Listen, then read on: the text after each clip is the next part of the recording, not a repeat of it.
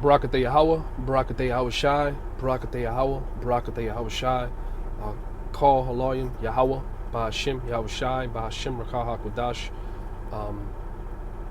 Double honors to the apostles and elders of Great Millstone, and peace and salutations to the elect.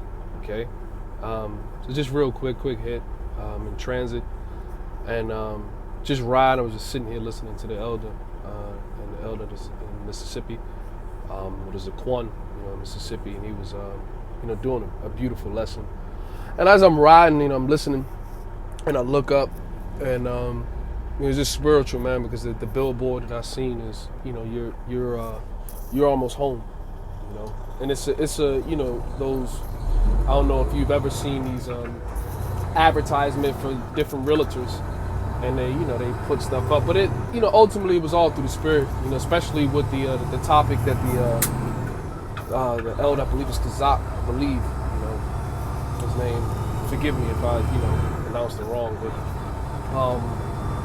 that's ultimately with the topic that that he was going into, man, and basically us, our mortal enemy, okay, Esau Edom, Salakia. I believe it cut his main channel, and basically the word is going out, and the wicked, okay, the biblical wicked are, they see it, they're cutting the feed of these brothers' channels, right and left, and we're getting closer and closer to that time, man. So that's gonna bring me into this first scripture. This is Romans 13 and verse 11. It says, in that knowing the time, okay, it says that now it is high time to awake out of sleep. Okay, for now is our salvation nearer than we believe. Okay, because ultimately how we gauge, okay, the time that we're living in is through what? Via the prophecy. Okay, we measure the time as you go to the book of 2nd Esdras, okay, the 15th chapter, I believe.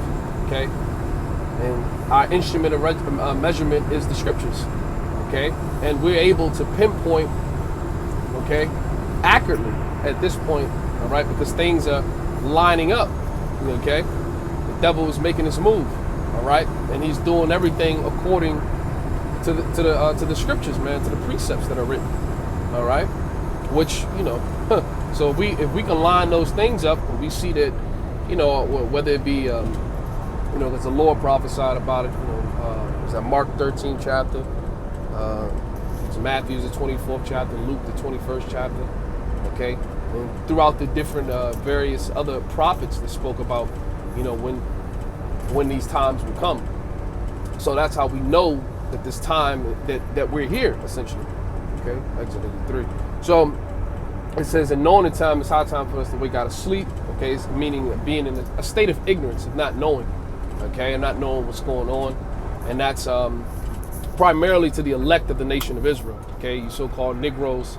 Okay, West Indian, Haitian, okay, the Latin tribes, okay, the Native Americans, Seminole Indians, okay, and the indigenous tribes, North Central and South America, okay, and Salakia,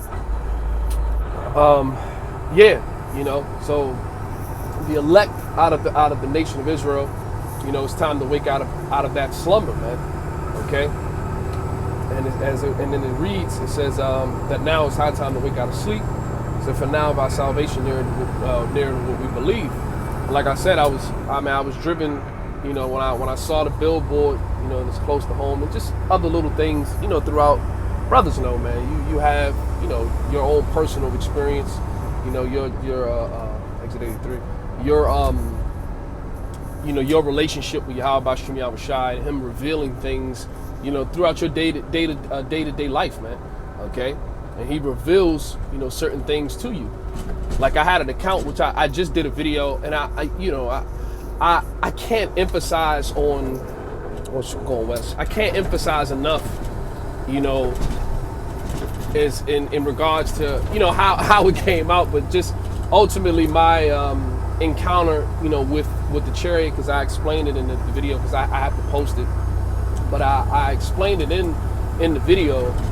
And like I said in the video, like I've had brothers that know me, like that have discourse with me, and I've given testimonies to them, even before coming into the truth, and being in the truth, as far as with like chariots and certain visions and things of that nature. It's the one I experienced last night.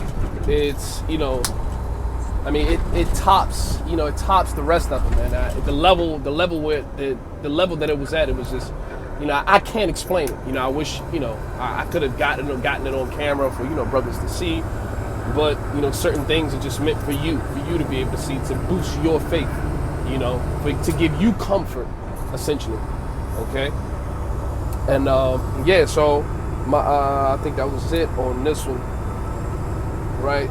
Yeah. So let me get this Ecclesiastes 7:8. It says, "Better is the end of the thing than the beginning thereof, and the patient in spirit is better than the proud in spirit." Okay. So just to hammer in on the point, man. The end. Okay. The end. We are at the end. Now we still got to get through some things, man. We got to get through, okay, the worst, shall I say, the worst part. But, all in all, we're at the end. We're at the end of this shit, man. And, it incites a lot of different, different emotions, man. Excitement, just anxious, anxious, and, but of course, you got to rule your spirit. You got to calm down and ultimately, and like the scripture just said, continue straight. Like the scripture just said, the patient in spirit is better than the proud in spirit. So in your soul's possession, your patience. So suffering through it, that's what the Lord requires us to do. We really don't have any other choice, because He's bound by His word. Okay. And we're not outside of that. We're in this realm, okay? The realm of His word, which is prophecy has to be fulfilled, okay? So I just wanted to throw that out there, man. Just inspired, brothers, just to exhort brothers, man. We close, man. We're close to home. We're close to home. We're at the end of this thing, So just keep the fire, man. Keep that oil. Keep your garments, man, and push on, man. Stay prayed up, of course. Pray for one another, pray without cease. Okay? Keep pushing, man. Shalom.